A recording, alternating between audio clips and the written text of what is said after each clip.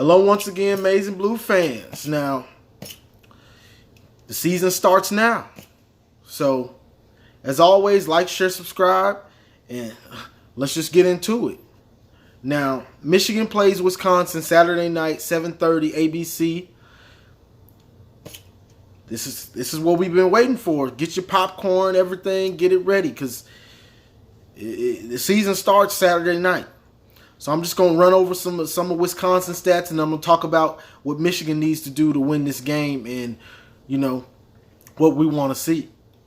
So Alex Hornibrook is on the season. He's got 7 TDs. He's 64%. Jonathan Taylor, we all know him. If you don't, check him out. He's a stud. Sophomore running back. 8 TDs, 849 yards. He's third in the nation in rushing, so that tells you something right there, if you didn't know. Leading receiver is A.J. Taylor. He's got 354 yards on the season, 2 TDs. And their tight end is Jake Ferguson. He's got 213 yards, 2 TDs. Their defense ranks 17th in the nation, so they're no slouch on defense. Now, anybody that knows Wisconsin knows 2 things. They play good defense, fundamentally sound defense, and they're going to run the ball. Wisconsin always has some of the top offensive linemen in the nation. That's just what they do. And this game is really a throwback because, teams now, they run the spread and they're doing all this 4 or 5 wide, things like that. And while Michigan and Wisconsin will have those sets, they want to run the ball. They don't want to pass it. Both these teams, they want to run the ball down your throat till you can't stop it and play action pass right over your head once you start putting eight guys in the box. So now you just don't know what to do. So this is an old school matchup.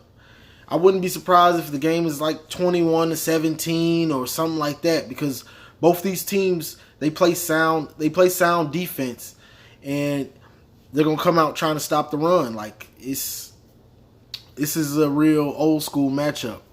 So that gets to the point about Michigan. We have to stop Jonathan Taylor. This dude is a stud. Like, we contained him for the most part last year, and then as the game slowly started to get lost, get out of our hands, he went on and started getting his yards, and he went on. I think he had like 130 to 1. He either had like 130 to 150 yards, but he got his yards. That's for sure. I know he got his yards. So we have to stop him. I mean, that's any team though. You want to come out and stop the run.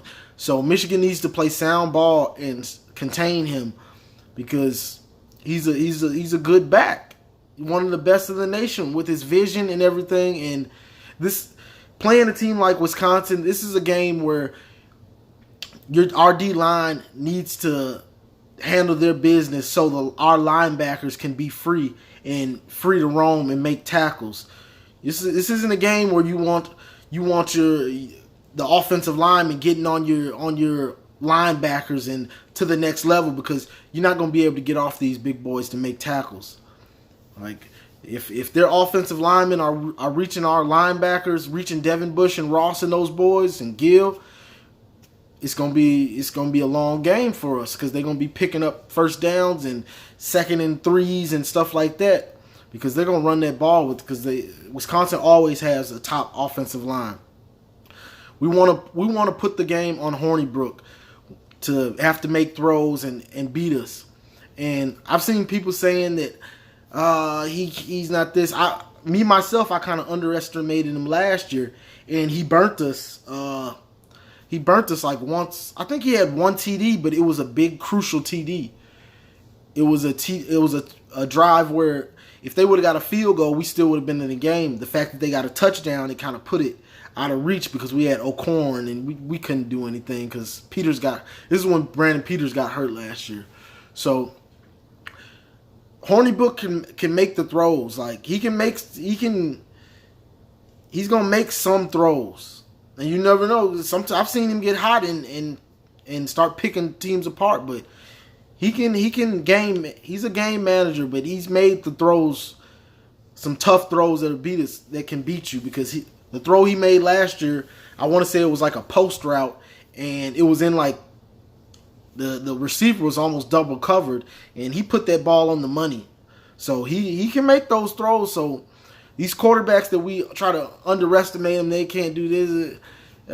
I'm done underestimating dudes, because there's a reason he's at a Division I college starting, and has been starting since I think he was a freshman. So that's just what we want to do, is put the ball in his hands, though, because I'd rather have him have the ball than have Taylor running it down our throat behind that offensive line.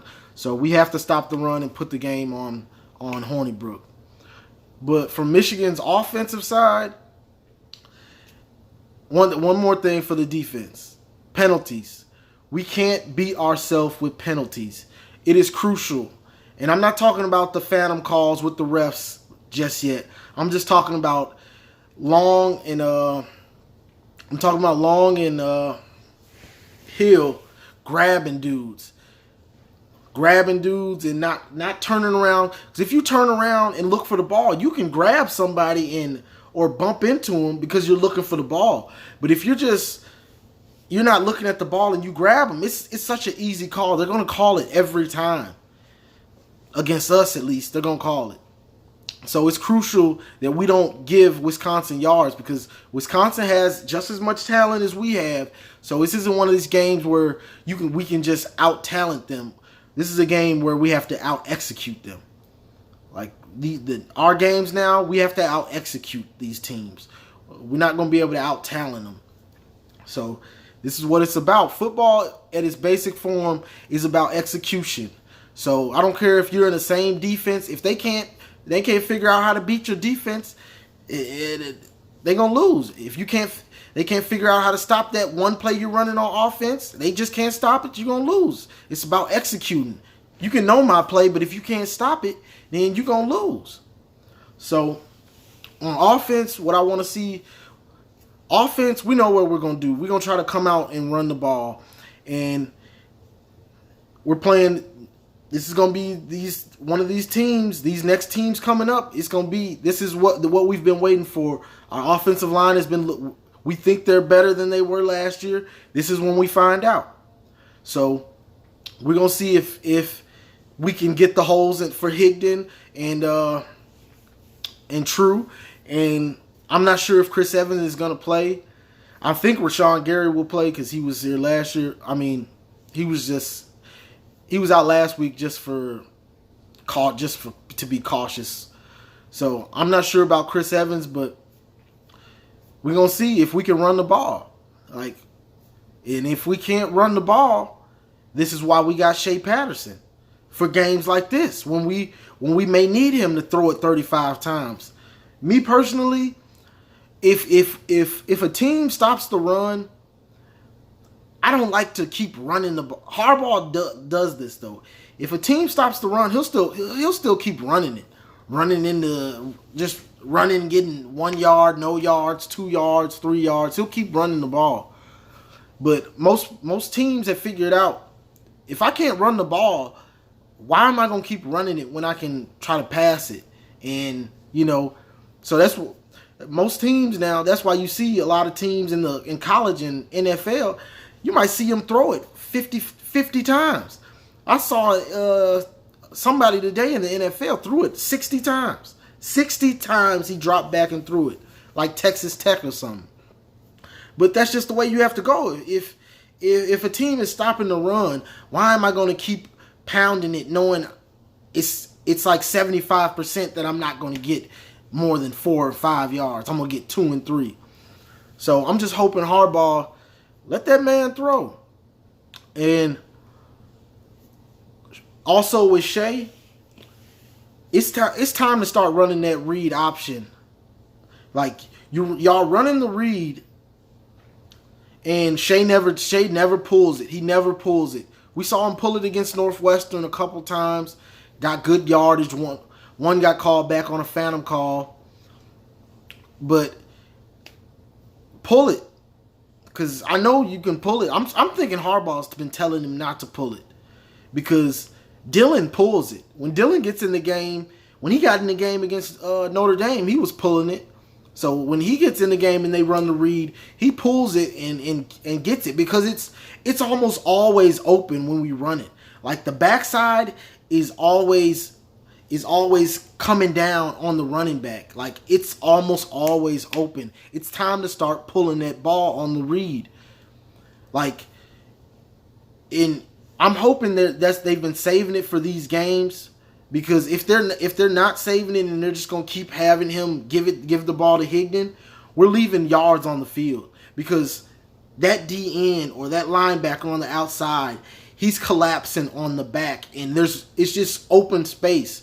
Half the time there's 5-6 yards easily, like an easy 5-6 yards just there, if not way more. Sometimes there's nobody there, and you could probably get 20 yards, like against Northwestern, if not score. Like, it's there. It's time to start pulling that ball. What's the point of having a mobile quarterback if you're not going to pull the ball and you running the read? So, I want to see him start pulling it. And our tight ends, like Gentry and McCune, like they're good tight ends. But one thing I would like to see from them is, and they might not have it in them to do this stuff, but I would like to see a little wiggle in them. Like, a little, I see them so much get taken down by one dude. Like, they get one dude stops you. Like, and right now it's cool, but, you know, these games now that we're playing, they're big games. We're going to need you to get some extra yards sometimes, like, that's my only knock on them is sometimes they don't get those yards. Like hit a dude with a juke move, something. Like, y'all just, and sometimes they fall down a lot. I'm not sure what's up with that, but I mean, that's just me. That's just what I see. But I'm not saying they're not good tight ends. They are. But that's just all I got really for today. I wanted to go and do the video because I'm ready for this game. This is what we've been waiting for, the real season.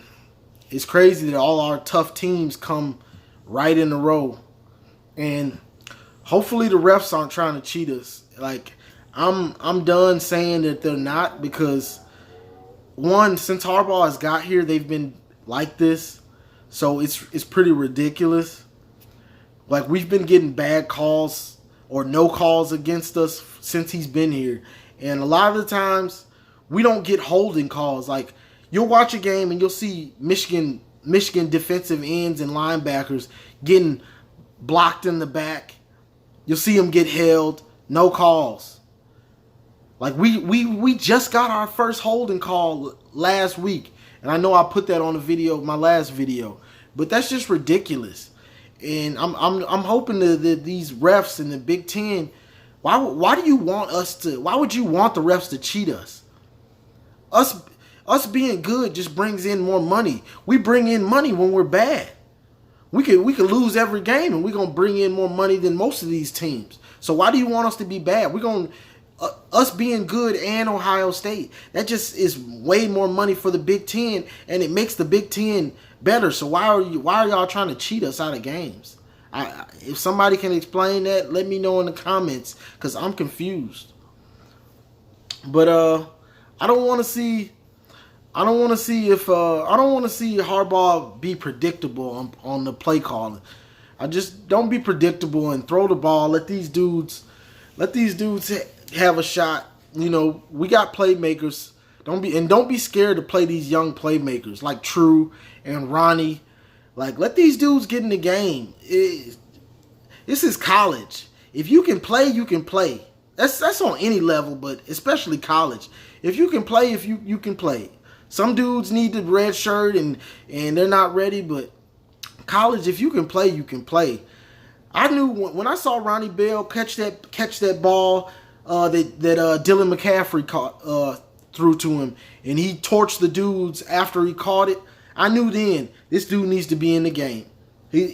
That's not, when you see somebody do that, that's not bench stuff. That's put me in the game stuff. So put him in the game, coach. Put him in the game. He needs to be in the game. You might want to put him on the outside. I might put him on the outside, Nico, and then have him on the other outside, Ronnie. Then have DPJ, Gentry, and Oliver Martin or Perry, whichever one you want. Because, like, go to these dudes. Ronnie Bell, he almost saved Shea out of a mistake because that was a hell of a catch and run he did. Like, dude's a beast. Put him in the game. Put these young dudes in the game. Put that talent on the field. Stop waiting. If they're talented enough to do that, if we hear they've been doing it in the practice, put them in the game. If he can't block, put him in when you're passing. Like, let's just do it like that. If True is blocking, can't block, don't put him in when it's time to block. But put these dudes in the game. But so I just want to see these young dudes put that talent on the field. Don't stop leaving it on the sideline. Let's not wait. Just like the young dudes on the defensive line. Our defensive line is studded. Put them young dudes in. Let them eat. Let them young boys eat. They ready. They know holding it. We got Rashawn. These young dudes are eating. The young dudes are sick of it. I can tell these young dudes like True, Ronnie, and Uche. These dudes are. I can tell they're tired of losing, and they're trying to put a stamp on this team. These young dudes are hungry, and they want to show that they're ready for the spotlight. From what I see, these young dudes are ready for it. They're not used to losing to Ohio State and stuff like that. They're not used to that. They hungry and they want to eat. So let them eat. But that's all I got for today. I'm not sure what the score might be. I don't really like to do predictions on the scores and stuff. But this is just a game. Honestly, we don't know how good Wisconsin really is. They lost to BYU and stuff like that. So, but Michigan, we get everybody's best game. That's just how it goes, being Michigan. So hopefully we come out with the win and we play a sound game from front to back. But as always, like, share, subscribe, and go Blue.